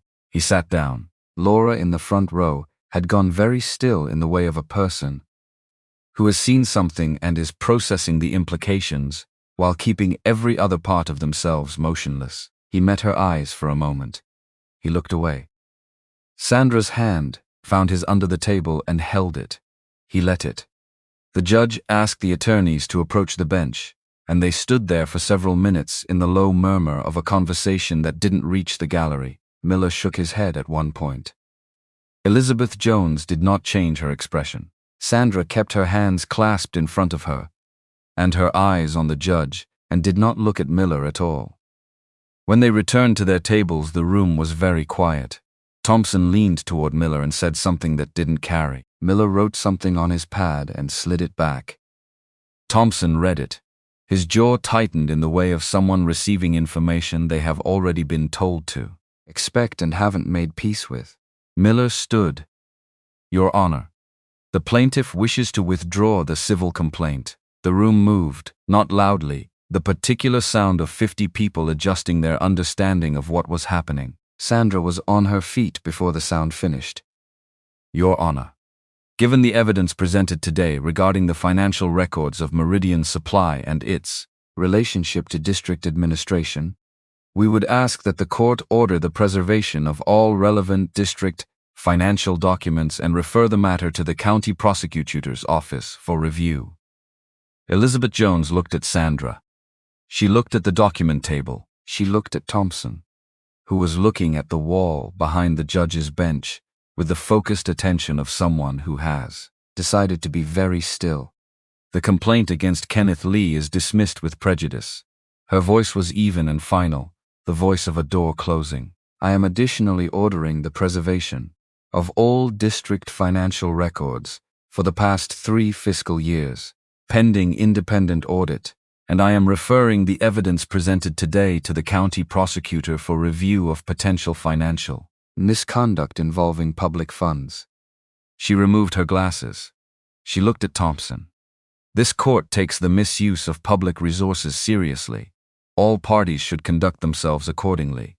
Thompson's attorney was already gathering papers. Thompson himself stood, buttoned his jacket, with 2 precise movements, and walked out of the courtroom. He did not look at Kenneth. He did not look at Sandra. He did not look at Sandra. He did not look at the gallery full of people who had given up a morning to be in a room where someone they believed in could feel that they believed in him. Kenneth sat at the defense table and looked at the wood grain in front of him. He looked at his hands. He looked at the box of 62 spiral notebooks on the floor beside his chair. "Kenneth," Sandra's voice was quiet. "Just his name. It's done." He nodded. He couldn't say anything yet. He was working through the particular kind of relief that doesn't feel like relief right away. That feels first like the absence of something you'd been carrying so long you'd stopped noticing the weight. Laura came through the gate in the railing first. Then Stephanie. Then Sandra, who put her arms around him from the left side and held on with the strength of someone who had been holding themselves very controlled for a very long time and was now permitted to stop. He stood in the courtroom with his 3 daughters and pressed his face against the top of Sandra's head and felt the room around them begin, very slowly, to belong to a different kind of mourning. The hallway outside the courtroom was still full when Kenneth walked through it. The crowd had not left during the proceedings. They had stood in the corridor for the better part of 3 hours. which was not a small thing, which was the kind of thing that required a person to decide in the morning that this mattered enough to give a Tuesday to, and then hold that decision through. The waiting. They had waited. They were still there when the courtroom doors opened and the word moved through the hallway. The way. Words move through rooms full of people who have been holding their breath, not as an announcement but as a release. A collective exhale that changed the temperature of the air. The neighbor with the handwritten list caught Kenneth's arm. Her name was Barbara Garcia, 71 years old, and she had lived 3 houses down from him since before Sandra could walk, and she said, I told you they'd see it. He didn't know what to say to that, so he said he appreciated her coming, which was true but insufficient, which she seemed to understand, because she patted his arm and let him go. The man from the diner, who had worked the grill for 23 years, and had known Donna Jackson, and had watched Kenneth brings 3 small girls in for pancakes on Sunday mornings, and had started putting extra pancakes on their plates without comment, shook Kenneth's hand with both of his and said pancakes were on him this Sunday. All 4 of them. He wouldn't hear otherwise. Margaret Wilson held his hand in both of hers, in the doorway, and did not say anything and did not need to. The letter her husband had written was already in Sandra's file folder. It had done its work. Gary Young had kept everything, and it had been enough, which was the thing Gary had believed about documentation, his entire professional life, and which had turned out to be correct in a way he had not lived to see confirmed. Kenneth moved through the hallway, the way he moved through most spaces, quietly, a little stooped, uncertain what to do with the attention. Sandra's hand was on his back guiding him forward, so he would not stop moving entirely, because left to his own momentum he would have found a wall and stood near it and waited for the crowd to thin. At the courthouse steps he stopped and looked back at the building. All those years, he said, and his voice came out lower than he expected, rougher, carrying something he hadn't anticipated needing to say out loud. That's the first time I've been in a courthouse for myself. Sandra heard him. She came to stand beside him, not touching, just present in the way she had always been present, the way that asked nothing of him and offered everything. You did well in there. I didn't do anything. You did it a long time ago, she said. Today was just the accounting. He thought about that on the ride home, in the back seat with Stephanie, while Laura drove and Sandra organized her files in the passenger seat. He thought about the idea that the things a person does over decades could accumulate into something large enough to stand up in a courtroom. He had not been keeping the notebooks as protection. He had been keeping them because that was how he did the job, carefully and completely, because the job deserved that, because the building deserved that, because the children in the building deserved a custodian who took seriously the work of keeping the place they spent there days safe and functional and dignified. He had not been building a case. He had been being himself, consistently, for 34 years, and it turned out those were the same thing. The follow-up arrived in pieces over the weeks that followed, and each piece was its own kind of conclusion. 3 weeks after the dismissal, the district announced that Brian Thompson had been placed on administrative leave without pay, pending the results of an independent audit requested by the county prosecutor's office. The announcement was brief and bureaucratic, and said nothing about Kenneth or the lawsuit or the photographs. Stephanie had taken over months of patient documentation. It mentioned irregularities in vendor contracting procedures, which was a phrase designed to communicate the minimum required information, while protecting the institution's interest in appearing to have caught the problem itself rather than having been forced to confront it by a retired custodian's daughter in a courtroom. Kenneth read the announcement online on his laptop at the kitchen table. He read it twice. He closed the laptop and did not say much about it. Stephanie called that evening from her apartment. "Did you see it?" "I saw it. How do you feel?" He thought about it honestly. Like someone opened a window, he said. Not like winning, more like the room can breathe again. She was quiet for a moment. "That's exactly right," she said. "That's exactly what it feels like." The audit results came 5 weeks after the complaint's dismissal. The independent firm the prosecutor retained went through 3 years of district financial records with the thoroughness that public scrutiny makes possible when someone has already done the preliminary work of identifying where to look. The confirmed number was $342,000, which matched what Sandra had calculated from the available documents the morning after. She arrived with her rolling suitcase. Meridian Supply LLC had received payment for work that had not been performed, materials that had not been delivered, and services that had no documentation of completion beyond the purchase orders themselves, orders that bore Kenneth's name on a digital system maintained by a man who understood that the easiest way to hide what you were doing was to make it look like something someone else was already doing. Timothy Clark, Thompson's brother-in-law, hired his own attorney within 48 hours of the audit results becoming public, and was cooperating with the prosecutor's office within a week. The cooperation was the kind that comes from a person who has calculated that the distance between their involvement and the center of the crime is their most negotiable asset. He provided records, communications, and account documentation. The picture that emerged was detailed, complete, in the way of things that were always complete, that had always been complete, that were only waiting for someone to look at them from the right angle. Criminal charges were filed against Thompson in the 7th week after the dismissal. Fraud, misuse of public funds. A 3rd count related to the filing of a civil complaint containing evidence the prosecution characterized as manufactured. Kenneth learned about the 3rd count from Sandra, who called him on a Wednesday morning to tell him, and who noted without emphasis that the phrase manufactured evidence was the prosecutor's characterization, not hers, and that she had simply presented what the records showed, and that the records had done the rest. "You don't need to thank me," she said before he could. "I know that," he said. "I'm going to anyway." Kenneth, Sandra. A pause, and then she laughed, and it was the laugh she had had since she was small, sudden and complete, and he had not heard it in the weeks since the trial, because there had not been much to laugh about, and hearing it now in the phone, pressed to his ear in the quiet kitchen, was something he filed carefully away in the place where he kept the things he didn't want to forget. Laura drove him to the doctor's appointment the morning after the trial, as agreed. Sandra sat in the waiting room with her legal pad and worked while she waited, which was how Sandra sat in any room that required waiting.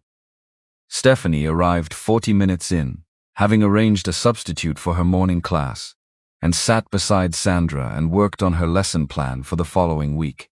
The examination took most of the morning. Dr. James Smith was a primary care physician, of the sort that had been practicing in Millhaven for many years.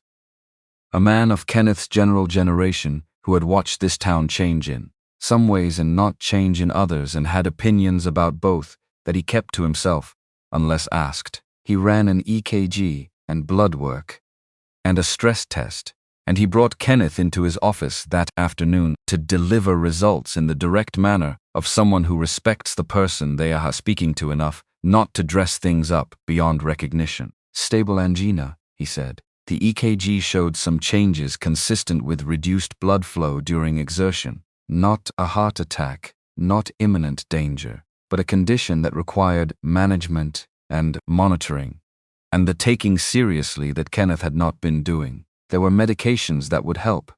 There were adjustments to make. He wanted to see Kenneth every 6 weeks for the first year. "You should have come in sooner," he said. "I was busy," Kenneth said. Dr. Smith looked at the 3 women arranged along the wall of the examination room.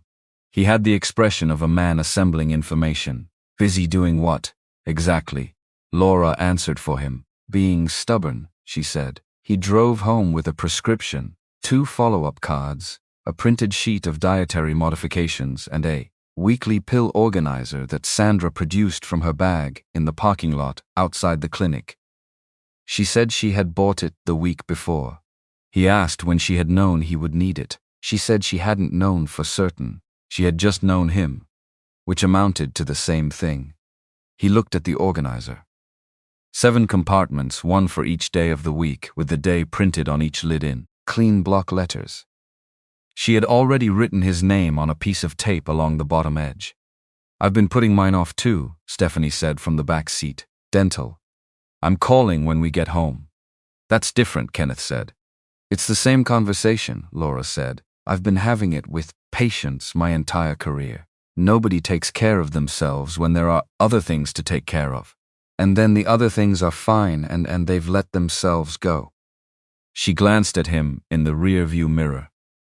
"You don't get to fall apart once we don't need you to hold everything together." He looked at the pill organizer in his hands. He thought about the pressure in his chest in the courtroom during the last sentence, of what he'd had to say, and the way he had gripped the railing and counted and let it pass and finished anyway.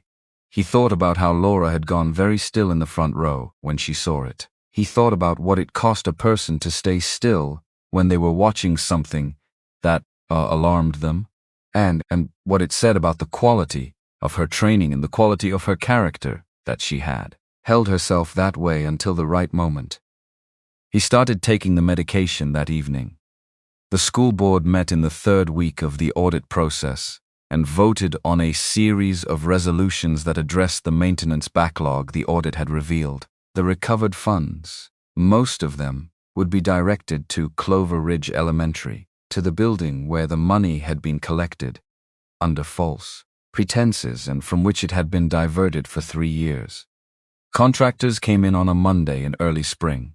Kenneth did not go to watch. He had left that building in good shape when he retired. And he did not need to see its current condition to know what it had become in his absence. He knew from Stephanie's photographs. He knew from the way she talked about teaching a full school day in a room where the heater had been broken since November. Stephanie called him on the Friday of the 1st week of renovation. She called from the window of her classroom, she said, because she could see the contractors in the parking lot unloading the new baseboard heater units, and she wanted him to know. He asked her how the room was. "Cold," she said. "Still cold. They're starting Monday. Monday's soon." 2 days, she said.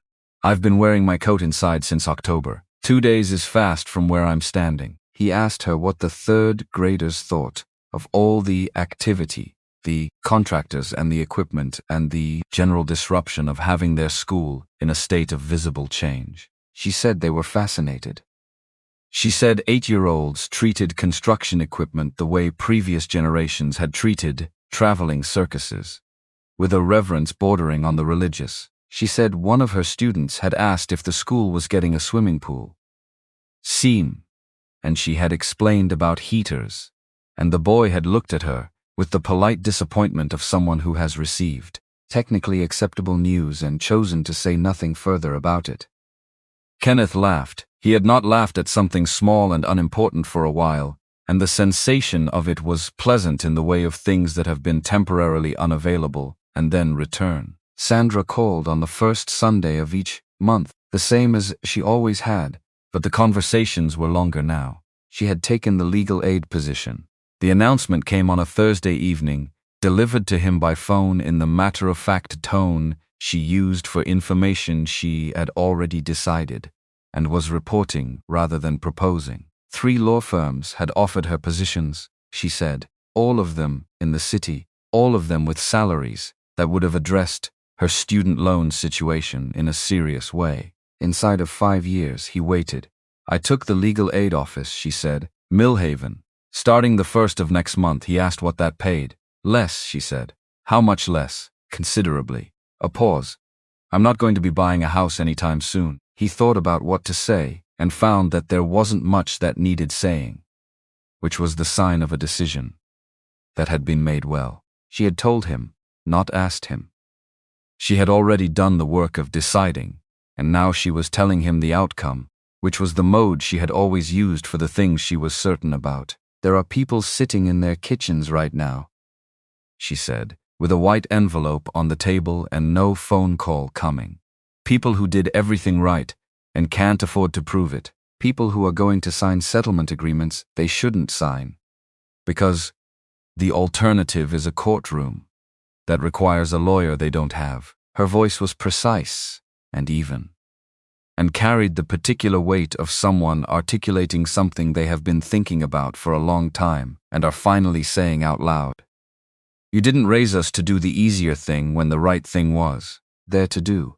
He sat with that for a moment. No, he said, I didn't, so she let that be the end of it. He said he was proud of her, which he knew she didn't need to hear, because Sandra had never required external commission of her choices, but which, he said, anyway, because it was true, and because the truth didn't diminish in value from being spoken. The school board's renovation resolution included a line item he was not told about until Stephanie handed him an envelope over Sunday dinner in April. She handed it to him without comment and sat back down and put her napkin in her lap and began serving herself roast chicken with the focused attention of someone who is concentrating very hard on not watching the person across the table. He opened the envelope.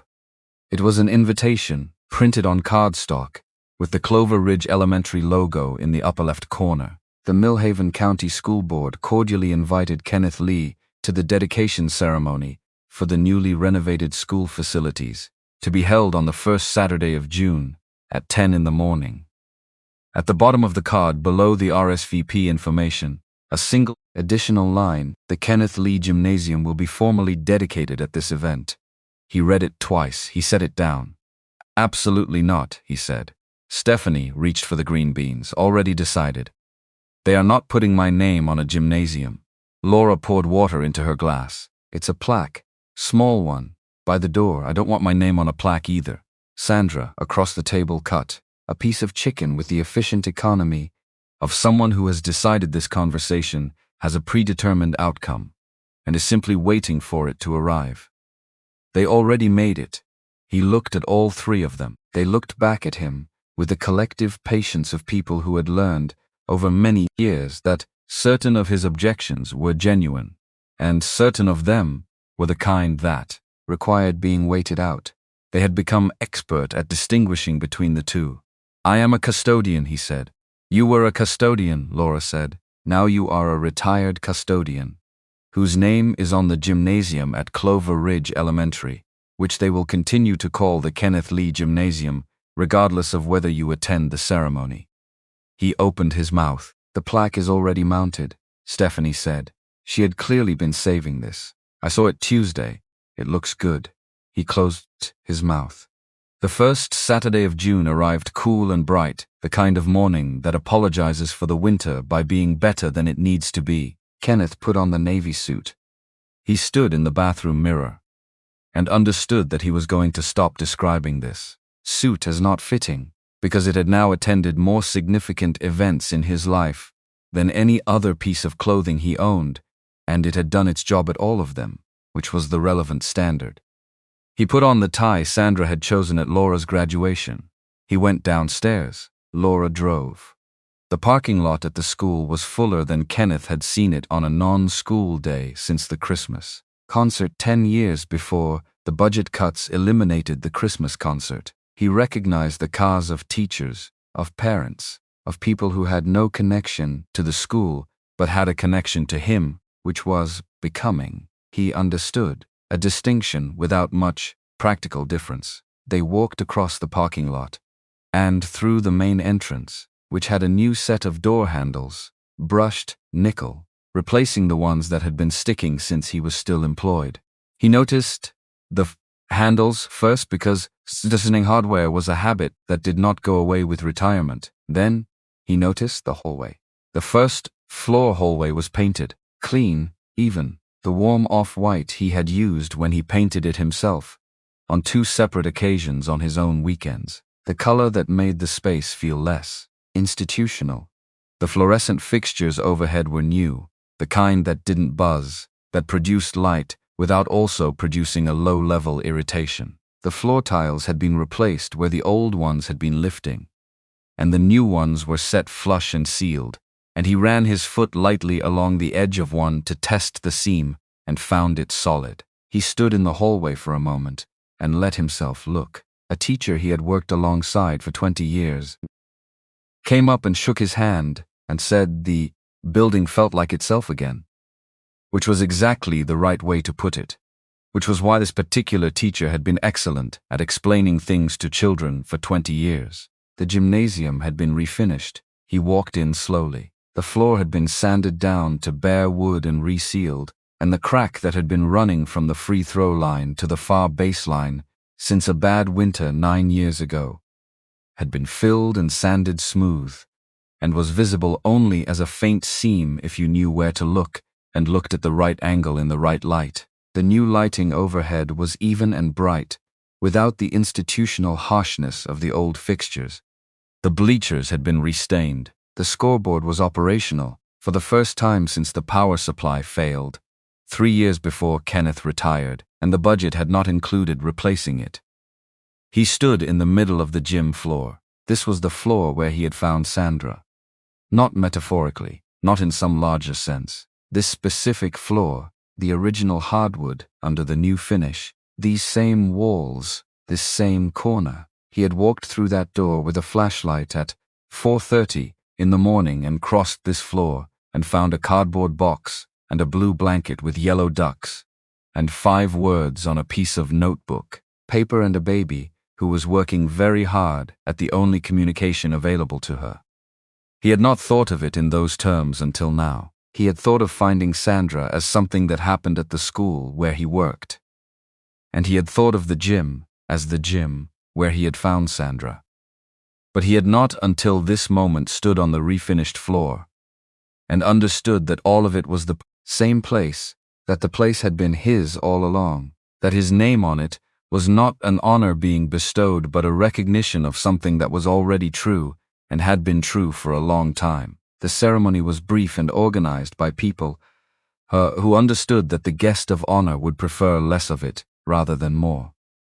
The board president spoke for 6 minutes about the community and the importance of public institutions and the value of long service, and she was gracious and specific and did not use the word hero, which Kenneth appreciated. A parent from the school council said something warm and personal that he did not fully take in because he was looking at the near wall where the plaque was.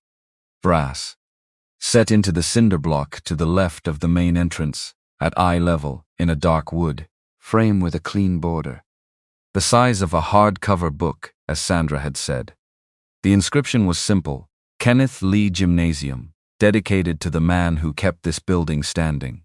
He read it 3 times. He thought about 34 years of 4:30 mornings, about the specific sound of a mop handle on a waxed floor, the particular resistance of a pipe fitting that doesn't want to turn, the weight of a fluorescent tube in your hand when you're halfway up a ladder in an empty classroom on a Saturday. He thought about every work order he had written in his spiral notebooks, every quantity, every date, every note to himself about the condition of a room or a fixture or a stretch of hallway. He thought about what it meant to do something every day for 34 years in a building full of other people's children and to care, genuinely and without performance, whether the building was safe and warm and dignified, because they deserved that, because children deserved that, because the work deserved that, because that was what you did. If you were the person responsible for a thing and you took the responsibility seriously, the crowd was waiting for him to say something. He turned to face them, and he opened his mouth, and he found that he had very little, because the things worth saying about a life like his were already visible to anyone who had been paying attention, and the people in this room had been paying attention and making a speech about it. Felt like explaining a thing that explained itself. "Thank you," he said.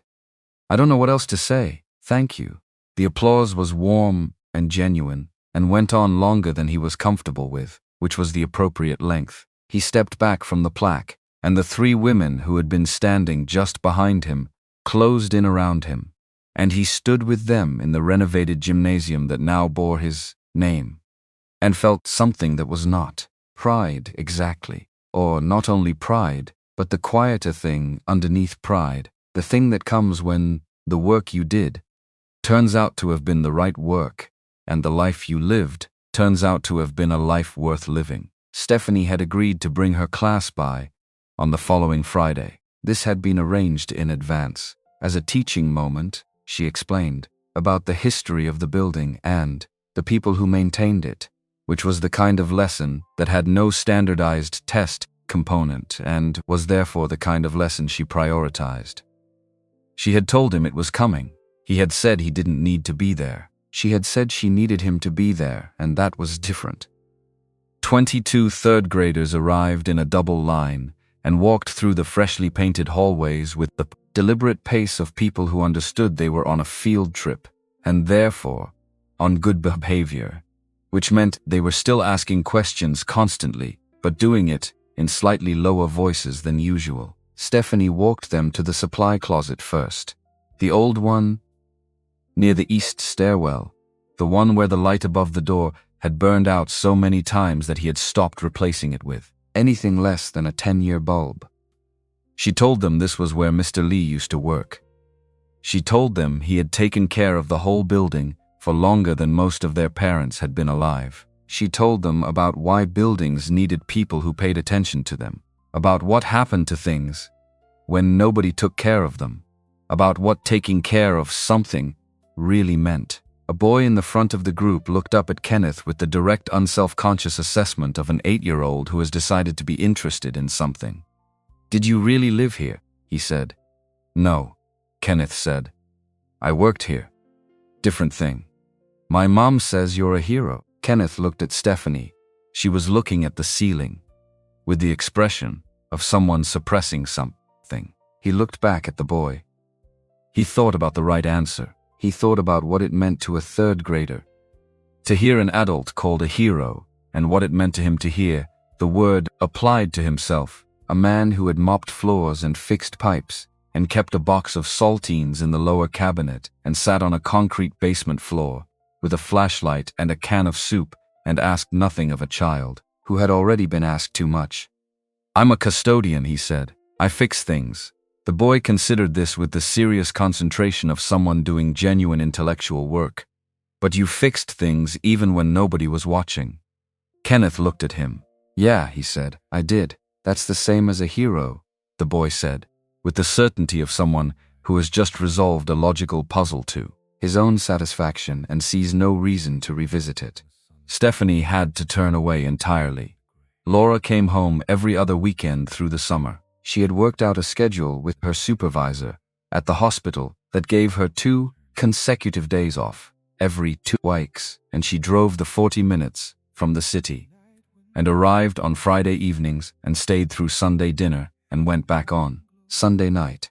She brought Kenneth's medication refills when his pharmacy ran low, which he had not asked her to do, but which she had taken on as a task that did not require discussion. She brought her blood pressure cuff and took his reading on Saturday mornings while he drank his coffee, and she recorded it in the small notebook she kept in her bag, and she told him the number and what it meant, because she believed that people made better decisions when they had information. One Saturday morning in July, she sat across from him at the kitchen table with her coffee and the notebook, and said the numbers were trending in the right direction, and Dr. Smith would probably be pleased at the August follow-up.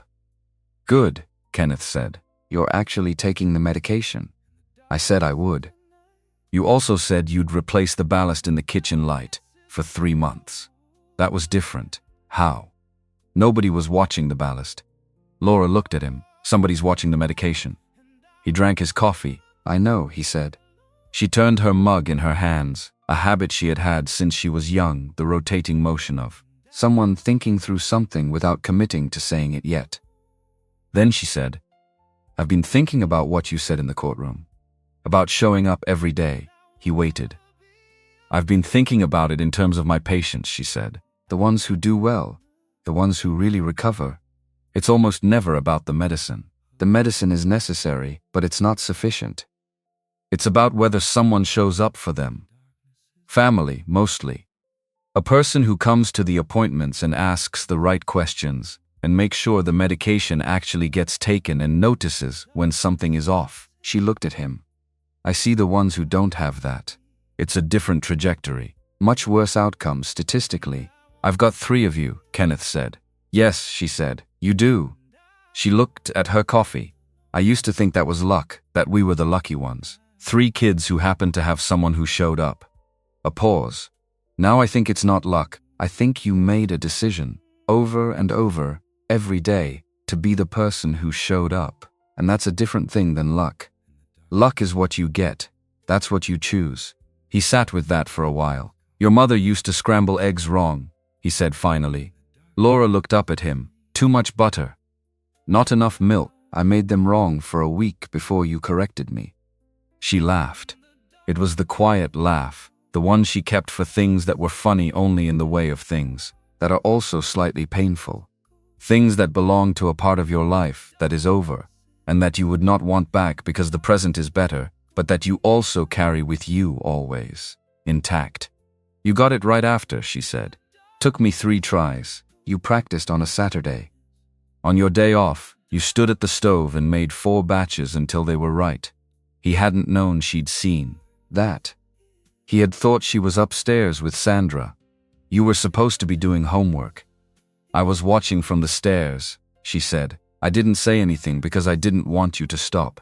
He looked at his coffee mug. He looked at the oak chair across from him, which had been Gary Young's chair at Sunday dinners, and before that had been nobody's chair in particular, a $4 chair from a garage sale that had turned out to be the right chair for the right spot, the way most of the good things in his life had arrived, without planning, without ceremony, as an answer to a specific need at a specific moment. He thought about the scrambled eggs.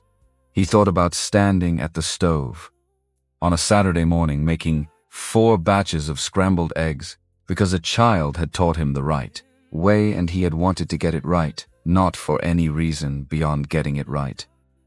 Stephanie brought her curriculum proposal to Sunday dinner in August. She had been working on it for weeks, she said, a unit for 3rd graders on what she called community infrastructure, which was the official title and which was a careful framing for what was essentially a unit on the people who keep things running, maintenance workers, sanitation workers, road crews, utility workers, the enormous invisible labor force that held a community together and that children moved through every day without being taught to see. She had submitted a draft to her principal and received approval to pilot it in the fall. It's not about you specifically, she said, with the care of someone who knows the person. Across the table will need to hear that. It's not called the Kenneth Lee curriculum. It's a unit about systems and the people who maintain them. But you got the idea from me, Kenneth said. I've been a teacher for 5 years, she said. I've been looking at this problem for 5 years. You just made it specific. He asked what the unit included. She described it. A week on physical systems, buildings and roads and utilities, how they worked and what they needed. A week on the people who maintained them, their training, their daily routines, the decisions they made. A week on what happened to systems that weren't maintained, with examples that were appropriate for 8-year-olds and that nonetheless made the consequences concrete. And a final week on what it meant to take responsibility for something, to care for a thing over time, to treat the maintenance of shared spaces as a form of civic participation. 8-year-olds can understand that, she said. They understand fairness. They understand when something is being taken care of and when it isn't. They just haven't been taught to name it. Kenneth looked at her across the dinner table, in the chair she had painted blue when she was 12. The chair that had been in this kitchen for 19 years, and still held the particular blue she had chosen on a morning when she decided she wanted to make something her own. He thought about the basement floor. He thought about a can of soup and a tattered rabbit with one ear and a girl who had stopped expecting anything good, and then, slowly, in the steadiness of one ordinary day following another, had started again. He thought about what it cost to start again. He thought about what it took for a person to rebuild the belief that good things could happen to them after sufficient evidence to the contrary. He thought it took someone who showed up. Sunday dinner continued into September and October and into the first cold weeks of November when the trees on Birch Street went bare and the school across town had heat in every classroom, for the first time in several years. The prosecutor's case against Thompson moved through the courts at the particular pace of institutional justice. Thorough and slow, with updates that arrived through Sandra's occasional calls and the local news and the courthouse filing system she had learned to check on her lunch breaks. The process was unglamorous. It was also, he understood, the correct process, the way things were supposed to work when someone, in a position of public trust, had used that position to take what didn't belong to him. He did not attend any of the proceedings. He had done his part. The notebooks had done the rest. The kitchen table was full on the last Sunday of November. Stephanie had cooked roast chicken, the way she had been making it since she was old enough to handle a hot pan without supervision, which he had allowed earlier than any parenting book would have recommended, and which she had turned into a genuine skill over 20 years of practice. Mashed potatoes from scratch, green beans with the slivered almonds she had started adding 3 years ago, and which he had originally been skeptical of and was now dependent on. Kenneth took 2 helpings, which was the new standard Laura had established. After the August follow-up with Dr. Smith had gone well, on the grounds that adequate caloric intake was a medical requirement, and 2 helpings represented a minimum and not a ceiling. After dinner, Sandra washed the dishes. Laura dried. Stephanie put them away. They moved around the kitchen in the choreography of people who had grown up in the same small space and knew, without discussing it, how to occupy it simultaneously without collision. Sandra passed a plate to Laura, who dried it, who passed it to Stephanie, who reached to the upper cabinet where it went without looking, because they all knew where everything went, because things in this kitchen had been in the same places for many years. Kenneth sat at the table and watched them. He had been watching them do this, or something like it, for 20-odd years. The specific geography changed as they grew. The reach shortened or lengthened. The pace changed. The conversation changed. But the essential thing had not changed, which was 3 people moving through a space together, as though the space had been made for exactly this purpose, which in some sense it had been, which was not something he had planned, but something that had turned out to be true. Sandra put the last plate in the cabinet and turned around. She leaned against the counter, with her arms crossed, which was her thinking posture, the posture she had in any room when she had something she was working out. "You're quiet," she said. "I'm always quiet." Quieter than usual. He looked at the 3 chairs, oak metal, blue-painted wood, acquired one at a time over a stretch of years that had gone by faster than anyone had warned him they would. He looked at the 3 women who sat in them, who filled them, who had filled something in him that he had not known how to fill on his own after the monitors stopped beeping in a hospital room in November many years ago. He thought about what he wanted to say. He thought about whether he had the right words for it, which was always the question, and whether the words were necessary, which was sometimes the more important question. "I was thinking," he said, "that it turned out all right." Sandra looked at him. Laura looked at her coffee. Stephanie reached across the table and set her hand on top of his. She did not say anything. Neither did the others. The kitchen held the particular silence of people who are together in the presence of something that is true and does not need to be elaborated. Outside the window, Birch Street was dark and quiet. At the far end of the district, Clover Ridge Elementary stood, with its new paint, and its working heaters and its fire door that opened cleanly on well-oiled hinges. In the gymnasium, the brass plaque beside the main entrance caught the light from the parking lot in the particular way of things that have been set into a wall to stay. Kenneth Lee Gymnasium, dedicated to the man who kept this building standing. Inside the kitchen on Birch Street, the overhead light burned clean and even. No buzz, no flicker. Just light, steady and sufficient, the way he had always tried to leave things.